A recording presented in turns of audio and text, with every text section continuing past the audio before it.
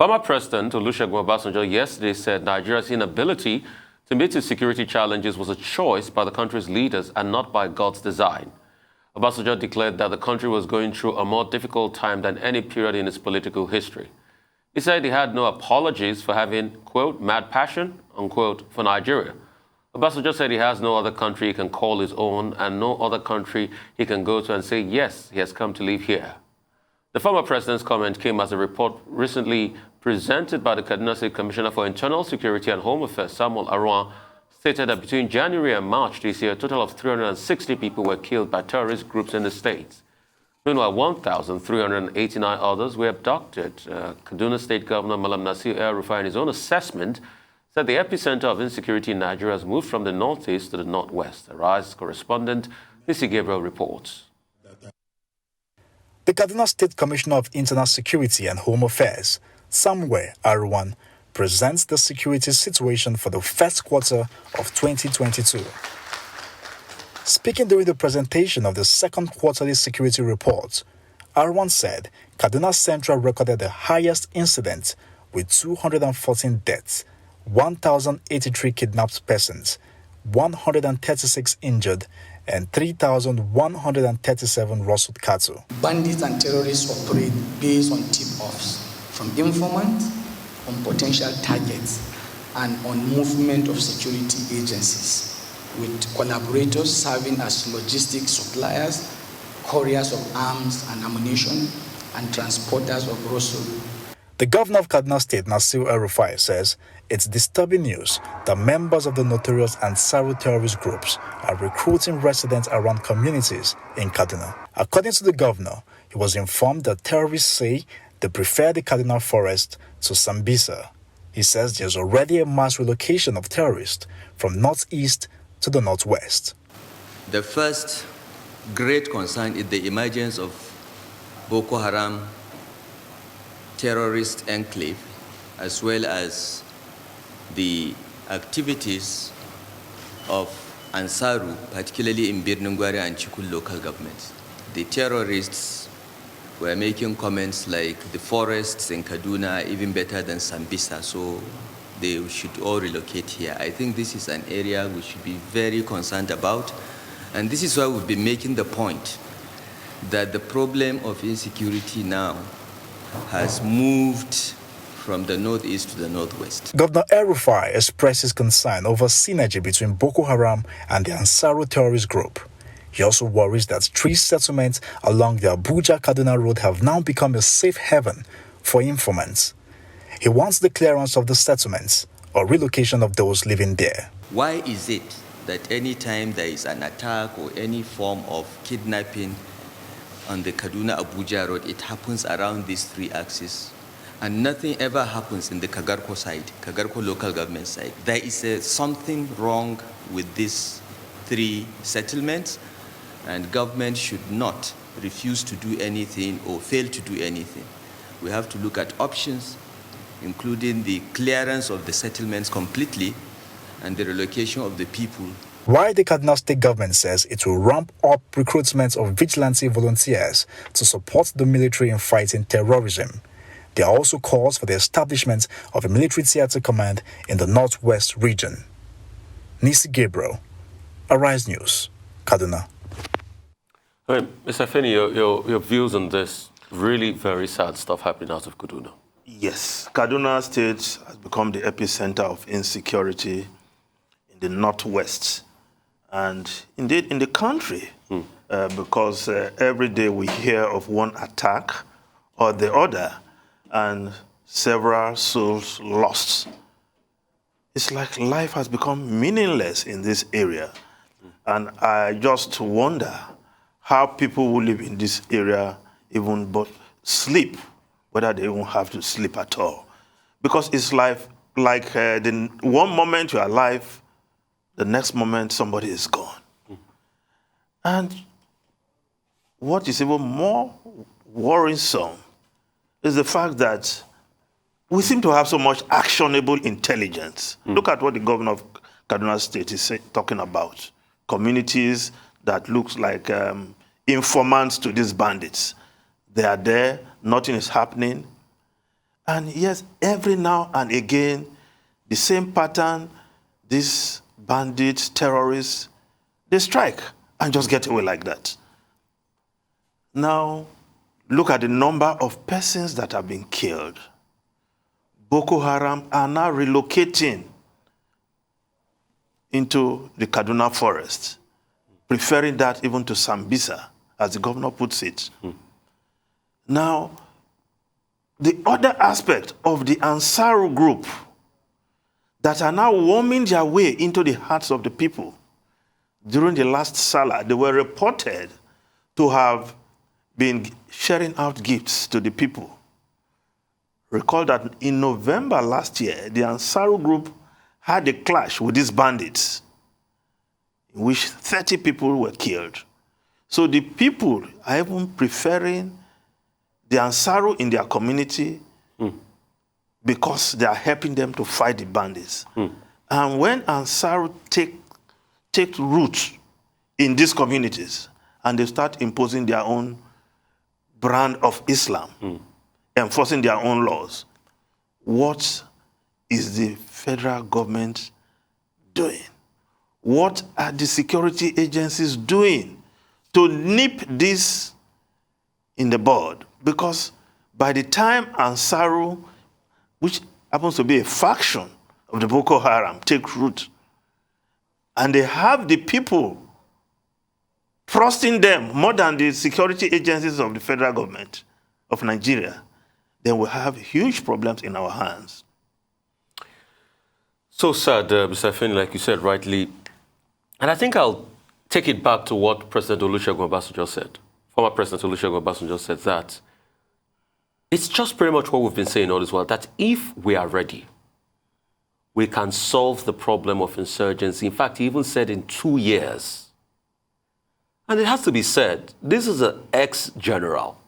It's a man that fought in the Civil War. Like the president of the country. Like the president of the country. So if an ex-general can say, this can be sorted in 2 years, then let's not discountenance his words. Because when you go one step further, we keep wondering what is really happening. Now, after ravaging the Northeast for a while, they're moving to the Northwest. They were not able to defeat them in the Northeast. Although some people in the military will argue that it's because of the onslaught in the Northeast, that's why they're moving to the Northwest. Some people argue otherwise, that it's just because they see a free reign. He further said something. He said it's not God's design that all of this is happening to the people. It's because of the willingness of the leadership. And what Olusegun Obasanjo just said is a strong indictment on the current crop of leadership across board we have. The question is, who is dropping the ball? Who is supposed to do something to end all of this that is not doing anything? Hasn't this killing gone on for too long? 360 deaths. You see, when they say 360 deaths, those were the ones they recorded. In the first quarter, of the year alone. Because the data can be accurate. 360 deaths. Those were the ones that were reported that they can accumulate. Because most of these security firms that bring out this report, it's a cumulative data of the things they get through reportage and intelligence. What about the ones that intelligence didn't cover? The unreported The unreported ones. Over 1,000 people injured. What about the ones that intelligence didn't cover? What about the one that people died as a result of the shock, hearing that they kidnapped their loved ones? What about, is this one also in addition to the people that are seeing kidnappers' den? That's why I'm very livid about the reopening of that Kaduna train route.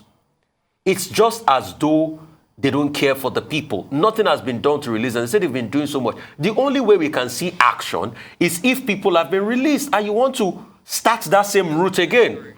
And secondly, when you look at it, people that were kidnapped on the Abuja-Kaduna highway recently. 60 people. 60 people. 60 people. So we've not even added. You would have expected that with Yes. the Kaduna trains not running, extra security will be Will be put provided on the highway, that but highway nothing was done. so that nobody is kidnapped or harmed on that route. But So, alas, here we are. 60 people taken in one day. and former President Olusegun Obasanjo is saying, The leadership can end this. This is not, don't blame God for this. The leadership can end. He even talked about a timeline of 2 years. So what is going on that we don't know? All right. Also in Nigeria, the defense headquarters said troops have killed Boko Haram commander in Sambisa Forest, the northeastern Borno state. The military high command also said troops killed Amir, the spiritual leader of the Gaita General area, and some of his foot soldiers. Director, Defense Media Operations, Major General Bernard Onyoku, made the comments while briefing journalists on the success of the military across the country. Also, on 13th May, based on credible intelligence reports, the troops of Operation Hadinkai arrested Malam Modu Goni, a terrorist logistics supplier at Buniyadi Market. Also on the 17th of May, Malam Modu Pantami was apprehended at the outskirts of Benishek village in Kaga local government while attempting to transport large quantities of logistic items he purchased for onward supply to the terrorists at Gomari village. Consequently of these operations, troops have rescued 63 civilians, neutralized 42 terrorists, arrested 20 terrorists. They also recovered some arms, which include 2 MGs, 21 AK-47 rifles, 11 AK-56 rifles, 22 machine guns, 419 rounds of 7.62 millimeter and 54 millimeter ammunitions. Right, this is another one which I think the military is saying they've killed spiritual leader of the Boko Haram and all of that. Kudos to them. But the question a lot of people keep asking is, it's not today we keep releasing reports of killing the leaders of this group, but the activities of this group do not stop. So what is happening?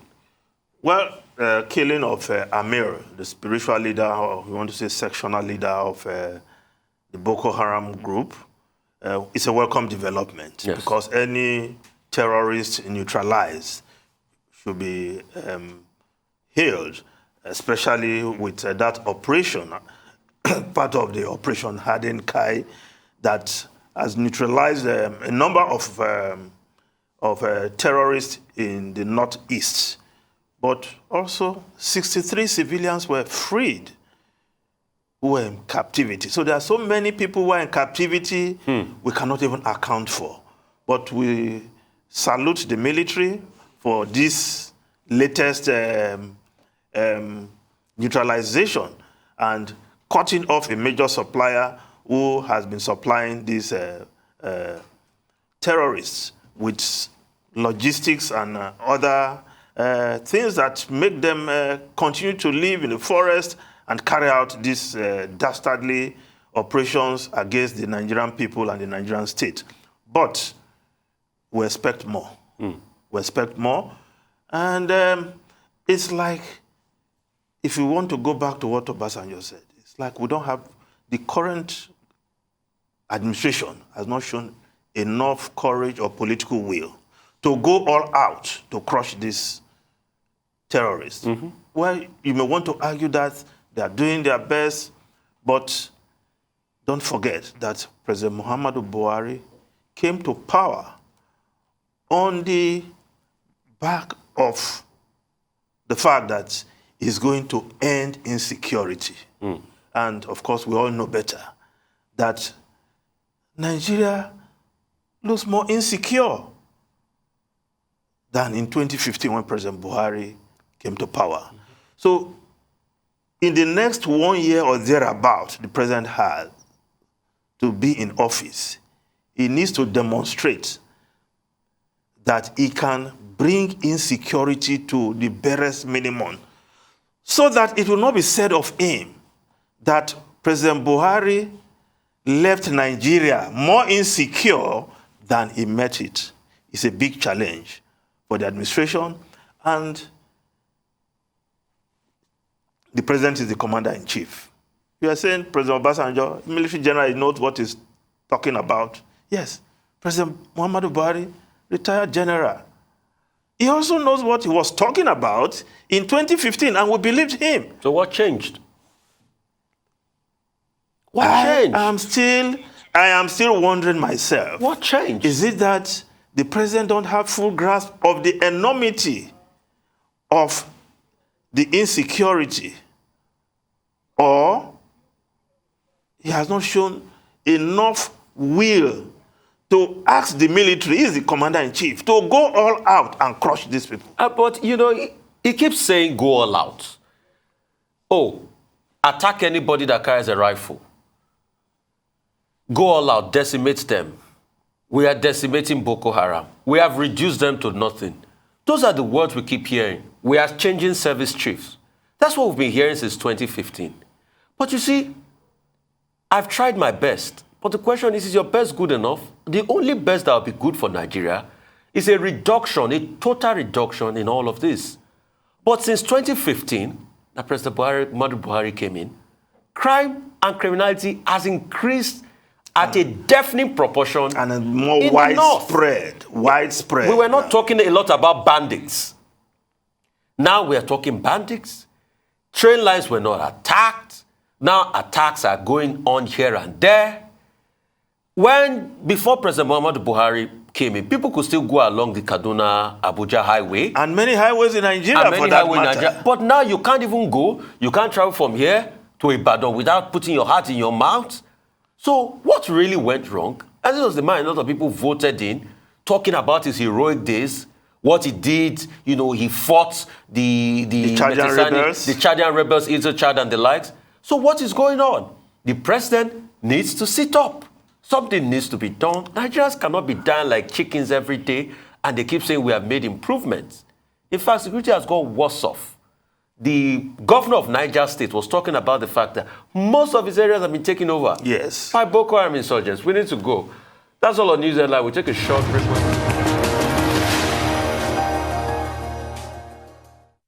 All right, welcome back to the morning show right here on the Rise News channel. And we've got Dr. Ruben Obati here with us in the studio. Dr. Obati, what was it like getting here this morning? Well, my apologies. I mean, on a day that Tundun herself, is unable to make it. Look, there was an accident this morning by the foot of the Ikoyi Bridge. And for more than 1 hour, nobody could move. You know, just 2 vehicles and all that. I had to start calling around for anybody with a motorcycle. Okay.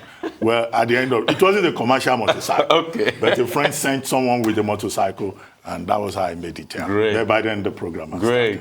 Anyway, I'm glad I made it. Good to see you, Dr. Obati. I mean, yeah, motorcycles saved the day, but the laws must be upheld, really. The ban is on. It kicks in on the 1st of June. And the Lagos State government talked about it yesterday, that there's a pre-existing ban, hence the arrest of motorcycles, because it caused big mayhem yesterday. There's around the Ojo area.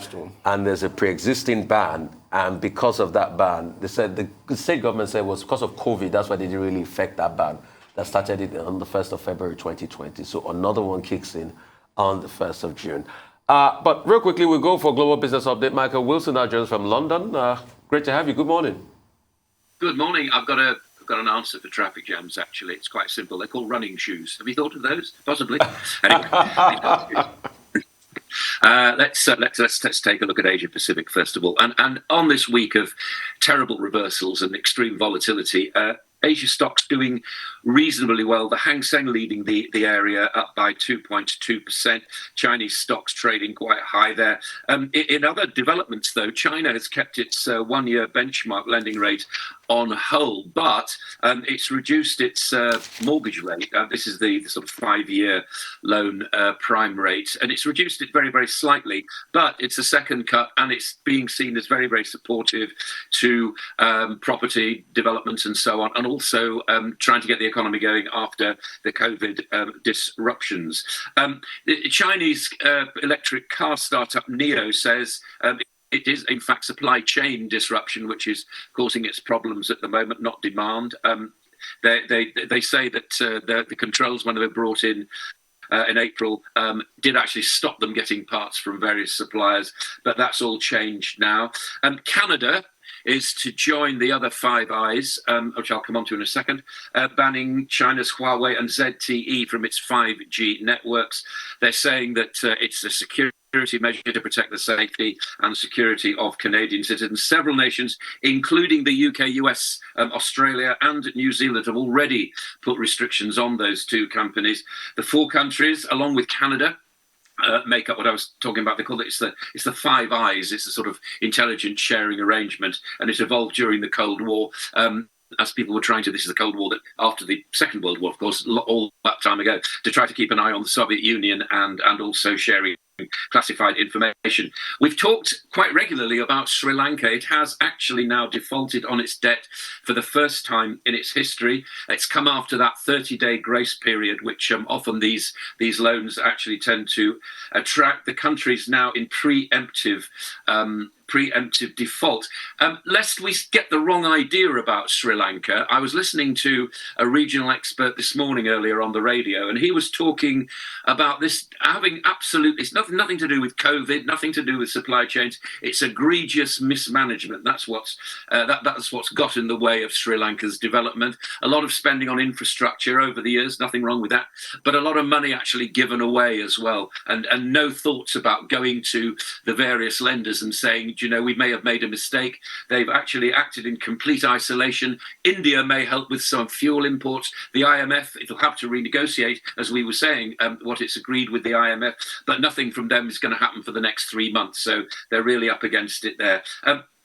We talked about McDonald's selling its outlets in Russia. Now the Russian buyer of those is already a franchise holder of McDonald's. He's going to rebrand the restaurants. It's warned, his new company has warned it that there's no real price on it, but it'll take a $1 billion hit to its future prospects as a result of this. The actual terms of it provide for McDonald's, get this, 62,000 staff in Russia. They're to be retained with their existing pay. And the moment Russia and Ukraine accounted for 9% of McDonald's revenue. No ideas of a new name for the chain, although, and I don't know whether this is a joke or not, but apparently there was a patent application for Uncle Vanya. If you remember your Chekhov, that's a name of a Chekhov play, but whether that's true or not, I just simply don't know. I think it sounds more like a joke, but a chain of hamburger joints called Uncle Vanya might work there. I have no idea.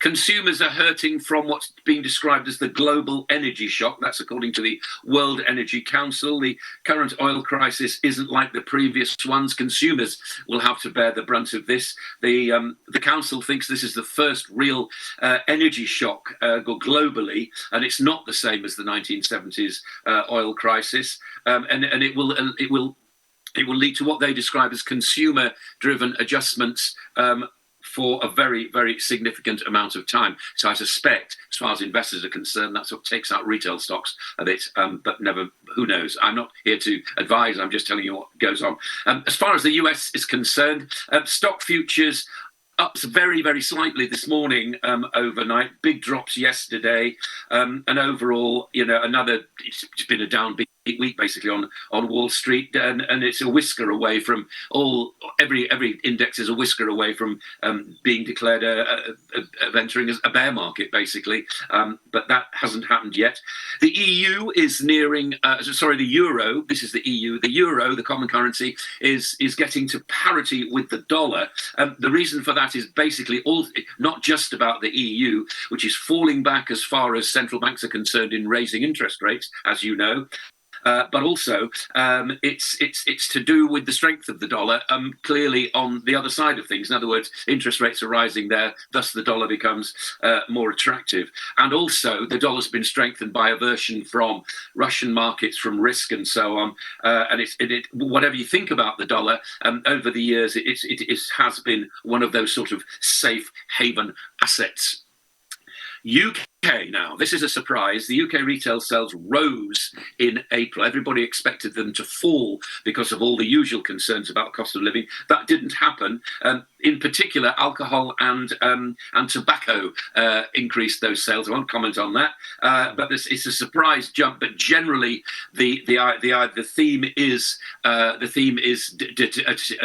deterioration of consumer confidence. It's the lowest on record. The lowest in nearly 50 years, since 1974, right since the actual index, which is quite closely watched, Consumer Confidence Interest, was founded then, and also I'm sure I don't need to remind you that inflation at a 40-year high at 9%. That was for April. Meanwhile, the government here has been warned, and we've all been warned here, that if no solution is found to the Northern Ireland Protocol, which is an incredibly complicated trade thing, but it is an overhang from the Brexit negotiations, then Democrats and also Nancy Pelosi in particular have been saying, she's the spokesperson from the House of Representatives, she's been saying that there will be no trade deal between the UK and the US. Now that would be a blow, because that's something which Brexit was supposed to help with. One of our big supermarkets, Iceland, they tend to, as their name suggests, deal in frozen goods. They're launching over 60s discounts as the cost of living actually bites. Now a lot of supermarkets, I mean, we're going to see a lot of price reductions around supermarkets, but this is a big discount. It's 10% off, 10% off anything bought in the shops on Tuesdays. Prices rising at their fastest rate for 40 years. And finally, oil and the price of international benchmark crude, it surged more than 42% since the beginning of the year. It's now trading round about $111 a barrel. That is the global view as we go into the weekend. Right. Okay, Dr. Batt. Okay, McDonald's pulling out of Russia. About 850 outlets. They're handing over to a gentleman called Alexander Dogov, who had been running some of their outlets in Siberia. Well, I thought that was to be expected, because you recall that so many companies have pulled out of Russia. And with Russia saying, look, if Apple and some of those other companies that have pulled out, if they shut down their businesses, then those businesses will be nationalized. And McDonald's was also threatened in the same manner. But I keep wondering, with all these withdrawals, whether, when there is peace, when all is well, whether these companies will go back to Russia, or is there an expectation that it will be a permanent exit? Because many of these companies, including McDonald's, says they are going to take a 1 billion hit, but will they return at some point in the future? Uncle Vanya, yes. You said that sounds like some kind of comedy, because the ending of Uncle Vanya is uncertain and unhappy. That play where you have Professor Srebrenyakov as the protagonist in that Anton Chekhov play. But I was going to ask you about Northern Ireland. Now, Nancy Pelosi's intervention was strongly worded, and she was saying no free trade. It will be blocked. Is the Foreign Secretary Liz Truss, or perhaps the Prime Minister Johnson, going to back off away from their threat to override the Northern Ireland Protocol? Would they back off? Particularly as Nancy Pelosi is talking about the Good Friday agreement, and that anything done by the UK unilaterally will amount to an effect on that accord. Finally, Sri Lanka. Now, last week, the new Prime Minister said things will get worse before they get better in Sri Lanka. And now they are owing about $78 billion of unpaid debt. Inflation, according to the finance minister, is 30%. He's saying that within the next 2 months, inflation will go up to 40%. How much worse can things get in, Sri Lanka, with the president still holding on to power? Well, Sri Lanka first then. As I said, according to experts here who know much more about the region and the history of it than I do, I was listening to them this morning, and the word egregious mismanagement was applied to what's happened in that country. Nothing to do with global movements, nothing to do with COVID, nothing to do with the war in Ukraine. It's complete and utter self-inflicted mismanagement. That's basically what's happened. How they pull themselves out of that, very, very difficult to know. I suspect there will be once again a change of government there, because the people of I was listening to somebody on the radio this morning. They're saying food prices are up by 400%. That's just for basics, and it's almost impossible to get around because there is no fuel. So how on earth people are managing day to day, I do not know. Maybe India will help. Maybe China will help. Both of these two countries have had their eye on Sri Lanka for some time. But at the moment, it won't be the IMF straight away, although no doubt it's about time that deal deal was renegotiated. But that help is going to be, as I understand it, and I don't know a great deal about this, but this is what I've been told.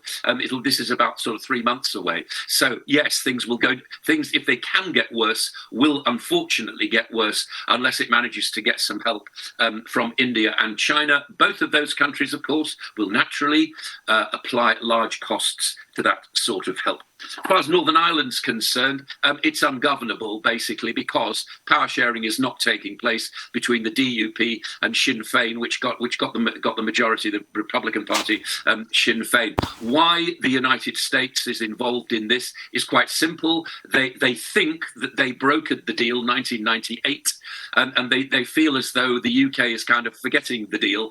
That's not true. I have no idea what's in Liz Truss's mind at the moment, but as you mentioned her, she did say yesterday that the new proposals that they're taking are not against anything. They're not against they're not against the peace agreement, but it takes many sides to do this. The United States, I suspect, can threaten what it likes. These are words. These are very, very strong words. But it's all about negotiation, as most of those things are. Doctor, you're a better man than I am if you could sit through a Chekhov play right till the end. Congratulations. All right, Michael, real quickly, I want to talk about food in the world.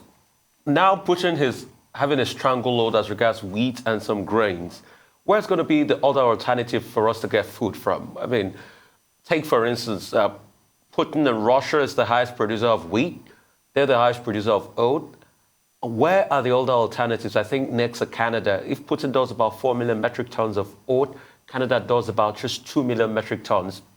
How quickly can we shift this balance of food to other parts of the world, since we now know that Putin is a long-time threat and is never going to go away? Secondly, cost of living crisis. You see what people are doing. The CPIs, I mean, the numbers are increasing as regards people patronizing retailers and buying stuff on commodity. But the truth is, they're taking credit card debt to be able to buy those things. So people are now taking credit card debt to be able to buy alcohol and tobacco. They're wasting the money on booze and smoke. It just shows that people are going through a lot mentally and psychologically in the UK. So where is going to be the silver lining for all those people? Because everything Boris Johnson thinks he's going to do, he has to postpone it till when it's close to election time so he can get some good gains for elections. I mean, there is no easy answer to the cost of living crisis. I mean, I think we know that, don't we? We can ask questions about it. We can say that politicians ought to be doing something. What can they actually do? You're right to point to the Black Sea blockade. I've been looking at some figures this morning. I make it that it'll cut exports from Ukraine by about 35%. That will result in mass starvation. It will result in other kind of and also recrimination. Whether or not it results in changes of government, particularly amongst the North African nations, which are suffering, and also in the Middle East. Clearly, I don't know. Maybe there'll be political change. You're right. It is going to be a long-term problem, and it's difficult to turn these things actually round. So, I mean, I can't answer your question. I join your concern about it, and look on with interest as we do. All right. I also asked about. Okay. Thank you so much for your time, Michael. Really appreciate it.